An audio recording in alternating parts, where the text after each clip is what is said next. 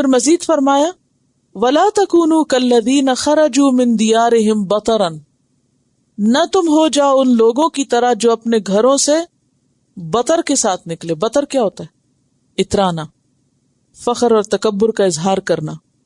عموماً یہ نعمتوں کی فراوانی کی وجہ سے ہوتا ہے، زیادہ نعمتیں ملنے کی وجہ سے. زیادہ نعمتیں ملنے سے انسان کے اندر جو ایک خاص قسم کی فیلنگ آتی ہے، ایک پراؤڈنس کی اور ایک اکڑ کی اور اپنے آپ کو بڑا سمجھنے کی اور اندر ہی اندر خوش فہمیوں میں مبتلا ہونے کی، تو اس کو بطر کہتے ہیں. اور تکبر کس چیز کا نام ہے؟ غمط الناس بطر الحق، اتراتے ہوئے حق کا انکار کر دینا، سر جھٹک دینا، ہم نہیں مانتے. نعمتوں کا شکر ادا نہ کرنا. اشارہ کس کی طرف ہے؟ نہ تم ہو جاؤ ان لوگوں کی طرح جو اپنے گھروں سے اکڑتے ہوئے نکلے. قریش کے لشکر کی طرف اشارہ ہے، خاص طور پر جب ابو جہل نے یہ کہا کہ ہم تو ضرور نکلیں گے. روایات میں آتا ہے کہ ابو جہل بہت دھوم دھام اور باجے گاجے کے ساتھ نکلا تاکہ مسلمان انہیں دیکھ کر ہی مروب ہو جائیں اور دوسرے قبائل پر بھی ان کی دھاک بیٹھ جائے.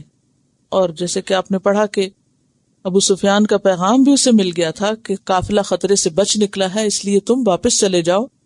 لیکن اس نے غرور سے کہا کہ ہم اس وقت واپس نہیں جائیں گے جب تک بدر کے چشمے پہ پہنچ کر مجلس ترب و نشاط منعقد نہ کر لیں.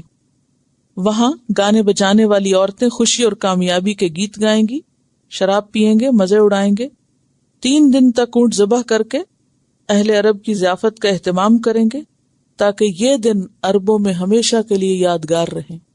اور واقعی یادگار ہو گیا دن یوم الفرقان. تو تم ان لوگوں کی طرح نہ ہو، منع کیا جا رہا ہے جو اپنے گھروں سے اتراتے ہوئے نکلے. وَرِئَاءَ النَّاسِ، اور لوگوں کو دکھاتے ہوئے نکلے، دکھاوا کرتے ہوئے، ریاکاری کے ساتھ. کوئی منظر ذہن میں آتا کیا؟ شادی بیاہ کا. عموماً پاکستان میں اور خصوصاً دیہاتوں میں ایک پوری لگتا ہے کہ فوج نکلتی ہے بارات کی شکل میں، اور جس دھوم دھام سے نکلتے ہیں اور جس طرح گھوڑے پہ بیٹھ کے، تو باقاعدہ ایسے لگتا ہے کہ جیسے کوئی ملک فتح کرنے جا رہے ہیں. دھمال بھنگڑے سب یہ جو ابو جہل والی حرکتیں ہیں اور پلاننگ ہے. یہاں پر آپ دیکھیے کہ کہا جا رہا ہے لا تکونو، اے اہل ایمان تم نے ایسا رویہ نہیں اختیار کرنا. تو مسلمانوں کی جو شادی ہوتی ہے یا مسلمانوں کے جو طور طریقے ہیں وہ ان سے مختلف ہوتے ہیں، اس میں بطر اور ریا نہیں ہوتی. لیکن افسوس یہ کہ ہم قرآن کے سارے احکام بھول کر اسی بطر اور ریا کا مظاہرہ کرتے ہیں. اور اس میں آپ دیکھیے کہ پہلے زمانے میں بڑی بڑی باراتیں اس لیے جاتی تھی کہ جیسے شادی کے بعد لڑکی کو لانا ہوتا تھا تو اس نے کوئی زیور سونا بھی پہنا ہوتا تھا، تو خطرہ ہوتا تھا کہ کوئی اور چور اچک کے حملہ کر کے کچھ لوٹ مار نہ کرے، کیونکہ بہت سا جہیز بھی لوٹ کے لانا ہوتا تھا، مال غنیمت. تو ان کو ایک پورے لاؤ لشکر کی ضرورت ہوتی تھی. تو اب سیکیورٹی کے بہت سے انتظامات ہو گئے ہیں، اس لیے اس طرح کے لشکر لے جانے کی ضرورت نہیں ہے. لیکن بہرحال لوگوں نے اسی کو خوشی کا ذریعہ سمجھ لیا. تو نہ تم نکلو ان لوگوں کی طرح جو اپنے گھروں سے بطر اور ریا کے ساتھ نکلے. وَيَصُدُّونَ عَن سَبِيلِ اللَّهِ، اور وہ روکتے ہیں اللہ کے راستے سے. ایسی چیزیں اللہ کے راستے سے روکنے کا ذریعہ کیسے بنتی ہیں؟ یہ لوگ تو نکلے تھے کہ مسلمانوں کا مقابلہ کریں، اور اگر نہیں بھی مسلمان مقابلے پہ آئے تو وہاں جا کے اپنی دھاک جمانے کو بیٹھے اور یہ سب ہلٹ گلٹ کر کے واپس آئیں. تو اس قسم کے کام یا ان کی مشابہت کرنے سے جو منع کیا گیا، اس کی وجہ یہ بتائی کہ یہ اللہ کے راستے سے روکتے ہیں. اس میں آپ دیکھیے کہ جو بھی ہمارے ہاں عام طور پر اس قسم کے کاموں میں ہوتا ہے بالکل شیطانی کام، نہ نمازوں کی فکر اور نہ ہی کسی اور ذمہ داری کی ادائیگی کی.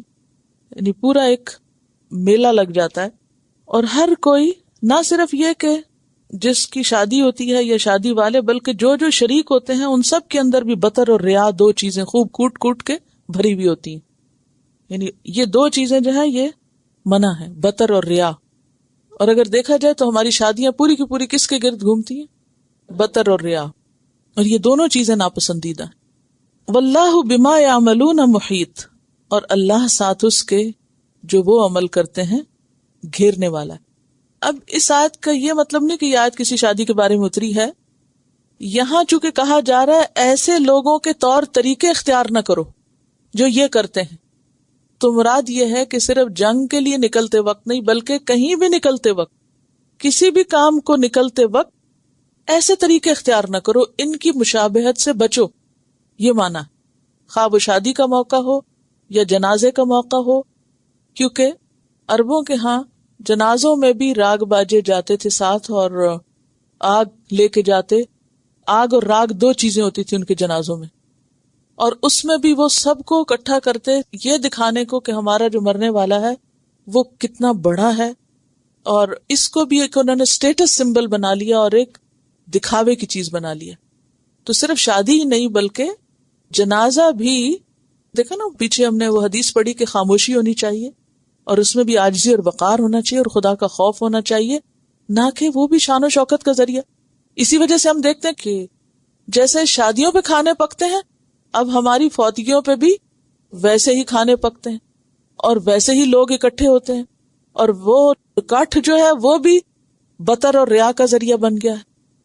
یہ بتا رہی ہیں کہ جو جتنا بوڑھا ہو کے مرے اس کا اتنا شان و شوکت سے چہلم کریں گے. اور ہاں مجھے کچھ یاد پڑتا ہے کہ کسی طرح فوتگی پر گئے اور بزرگ فوت ہوئے تو میٹھے چاول انہوں نے خاص طور پہ بنائے. تو نے کہا کہ میٹھے چاولوں نے کہا کہ یہ ہمارے یہاں رواج ہے کہ جب کوئی بزرگ فوت ہو تو ایک طرح سے خوشی یا معلوم نہیں کیا ان کے ذہن میں ہوتا ہے کہ اتنا کھا کما کے فوت ہوا ہے، اس کا جنازہ بھی جو ہے وہ بطر اور ریا کا ذریعہ. باقاعدہ اب تو کیٹرنگ ہوتی ہے، اور شادی کے فنکشن اور 40واں میں کچھ فرق نہیں رہا زیادہ. یہ بتا رہی ہیں کہ 14-15 سال پہلے جب ان کے سسر کا انتقال ہوا اور اس وقت حالات بھی اچھے نہیں تھے، تو انہوں نے اپنی چیزیں بیچ کر یہ سب کچھ کیا. لیکن وہ اتنا تکلیف دہ تھا کہ انہوں نے اس وقت وصیت کی کہ میرے مرنے پہ یہ سب کچھ نہ کرنا. اور یہ حقیقت ہے، مجھے اچھی طرح یاد ہے کہ ہمارے قریبی ہمسائے تھے اور ان کی جوان بچی تھی، شادی تیار تھی، سب کچھ اکٹھا کر کے انہوں نے، یعنی کہ جو بھی ابتدائی تیاری، کیونکہ کچھ علاقے ایسے ہیں وہاں لوگ چینی چاول وغیرہ بھی راشن گھر میں لا، کیونکہ خود پکواتے ہیں تو سب چیزیں اکٹھی کرتے ہیں، پکوائی وغیرہ کے بھی پیسے وغیرہ الگ کر کے رکھتے ہیں. اتنے میں بچی کے دادا کا انتقال ہو گیا. آپ یقین کریں کہ وہ جو کچھ بچی کی شادی کے لیے اکٹھا تھا وہ سب خرچ ہوا. نہ صرف یہ کہ وہ بلکہ اس کے علاوہ بھی قرضہ لے کے انہوں نے وہ کی، اور کتنا عرصہ اس بچی کی شادی جو تھی وہ ڈیلے ہو گئی، صرف اس وجہ سے کہ اب اتنی وسعت نہیں کہ اس حادثے کے بعد ایک اور ذمہ داری کو نبھایا جا سکے. اور تنخواہ دار ملازم تھے، کہاں سے اور آمدنی آتی، وہ جب مزید پیسے اکٹھے ہوں گے تو بیٹی رخصت ہوگی. اب آپ دیکھیں بیٹی کی رخصتی ایک فریضہ ہے جسے ادا کرنا ہے، اس کو پیچھے ڈال کے قرضے اٹھا کے ایک وہ شخص جس نے دنیا میں اپنا وقت پورا کر لیا، سب جو کرنا تھا کر لیا، کمائی کر لی، اسے جانا ہے، لیکن مرنے پہ اتنا خرچ ہو رہا ہے، جو باقی فرائض ہیں ان کی ادائیگی میں تاخیر ہو رہی ہے. یصدون عن سبیل اللہ. اور نام کیا رکھا؟ بڑیا کرنا ہے، یعنی کہ بڑائی ظاہر کرنی ہے. یہی مقصد ہے نا. دیکھیں قرآن اصل میں پڑھتے نہیں نا، سمجھتے نہیں. اصل میں قرآن کی تربیت یہی ہے کہ موقع خواہ جنگ کا ہو یا کچھ، ساتھ ساتھ اخلاقی تربیت. اب وہ بات ہو رہی ہے میدان جنگ میں جانے کی، کامیابی بھی مسلمانوں کو ہوئی، سب کچھ، لیکن ساتھ ساتھ یہ کہا گیا کہ تمہارے اندر یہ اخلاقی عیب نہیں ہونے چاہیے، اور کرنے کا کام جو ہے اس پہ نظر ہونی چاہیے. پچھلے دنوں مجھے کسی نے نیوز بھیجی تھی کہ ریسنٹلی ایک کنگ کا جو انتقال ہوا تو وہ اتنی سادگی سے سب کچھ ہوا، اس پہ جو اور کچھ لوگ شامل تھے، تو ایک پریسٹ جو تھا وہ مسلمان ہوا اس ساری سادگی کو دیکھ کے. تو یہ ہے کہ مسلمانوں کا ایک خاص کلچر ہوتا ہے، ان کی خوشی کے موقع، ان کے غم کے موقع، ان کی جنگ، ان کا امن، ان کی سب چیزیں باوقار ہوتی ہیں، بطر اور ریا کا ذریعہ نہیں ہوتی. اور پھر یہ جو آخر میں کہا نا واللہ بما یعملون محیط، جو وہ کر رہے ہیں اللہ اس کو گھیرے ہوئے، سب پتا ہے اس کو، کچھ بھی اس سے نہ چھپا سکیں گے. اس میں ایک بات جو میرے ذہن میں آ رہی تھی، ہم نے جتنی بھی بات ابھی کی، چاہے بارات ہو یا جنازہ ہو یا جو بھی، اس میں ہم نے یہ بات تو ذکر کی ہے کہ لوگ ایسا کرتے ہیں، لیکن ہم نے یہ نہیں کوشش کی جاننے کی کہ لوگ ایسا کیوں کرتے ہیں. اس کی ایک میں سمجھتی ہوں بنیادی وجہ یہ ہوتی ہے کہ لوگ ان کو جینے بھی نہیں دیتے. یعنی اگر کوئی مر جائے یا کسی کے ہاں شادی ہو تو لوگ تانے دے دے کر اس کو کرواتے ہیں. وہ کہتے ہیں نا اگر مرنے پہ کوئی نہ کرے تو کہتے ہیں مر گیا مردود، نہ ختم نہ درود. اس طرح کے محاورے ایجاد کیے ہوئے ہیں، یعنی کہ دیکھو اس کا فلاں مر گیا ہے اور اس نے کچھ کیا ہی نہیں. یہ بتا رہی کہ ان کی والدہ کی ڈیتھ 5-6 سال پہلے ہوئی ہے، اور انہوں نے جب کچھ نہیں کیا، اسلامی طریقے پہ سب کچھ کیا، تو اس پر لوگوں نے کہا کہ دیکھو ان کو تو کوئی افسوس ہی نہیں ہوا. اور باقاعدہ سکھایا بھی جاتا ہے، یعنی مائیں بچوں کو سکھاتی ہیں کہ میں مر جاؤں تو اس طرح بین کرنا ہے اور اس طرح رونا، یہ سب دور جاہلیت کے طریقے ہیں. اسی طرح شادی کا موقع، اس میں آپ دیکھیے کہ کہیں پر شادی ہو تو لوگ ایکسپیکٹ کرتے ہیں کہ ہمیں ضرور بلایا جانا چاہیے، اور اگر کوئی نہ بلائے تو کیا کہتے ہیں؟ آپ نہ بھی بلائیں تو ہم آ جائیں گے. اور آپ کو معلوم ہے کہ نبی صلی اللہ علیہ وسلم نے کیا اس بارے میں فرمایا کہ اگر کوئی کسی دعوت میں بغیر اجازت کے، یعنی بغیر بلائے شریک ہوا، وہ چور بن کے داخل ہوا اور ڈاکو بن کے نکلا.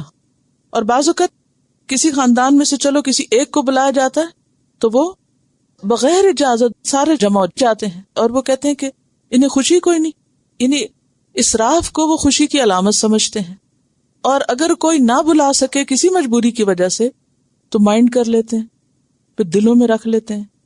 اور اس طرح تعلقات، جو کہ شادی مثلاً ایک خوشی کا موقع ہے، شادی کے دن ہی آغاز ہو جاتا ہے باہمی عداوتوں کا اور ایک دوسرے سے نفرتوں اور گرجز کا.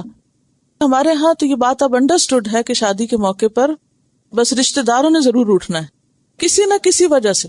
اور پھر یہ میں دیکھ رہی تھی کہ جب کہا گیا کہ نہ نکلو بطر اور ریا کے ساتھ، تو اس میں آپ دیکھیے کہ جب ایک بارات اس طریقے پر نکلتی ہے جیسے کوئی فاتح نکلا ہو، تو ہوتا یہ ہے کہ لڑکی والوں کی جو سائیڈ ہوتی ہے وہ کیا محسوس کرتی ہے کہ جیسے مغلوب ہیں، وہ ان کو نیچا دکھاتے ہیں نا ایک طرح سے. اور پھر اس کے بعد لڑکی کی پوزیشن ہمیشہ کے لیے ایک مغلوب کی حیثیت سے، اور پھر وہ لڑکی والے ہمیشہ روتے دھوتے ہی ہمارے کلچر میں دکھائی دیتے ہیں، ہر کہانی اور ڈرامے میں وہ مظلوم ہی ہیں، وہ اس کو بھی شان سمجھتے ہیں. تو میرا خیال ہے کہ ہم جانتے بھی ہیں کہ ان چیزوں میں مشکل ہے، لیکن پھر بھی صرف نفس کی تسکین کے لیے یہ سب کچھ کرتے چلے جاتے. تو میرا خیال ہے کہ صحیح اسلامی طریقہ جو ہے اسی میں، کیونکہ بامقصد لوگ جو ہیں وہ جب ہی بامقصد ہو سکتے ہیں جب ان کے ان صلاتی و نسکی و محیای و مماتی، خوشی غم زندگی کے سارے امور جو ہیں وہ اللہ رسول کے طریقوں کے تابع ہوں.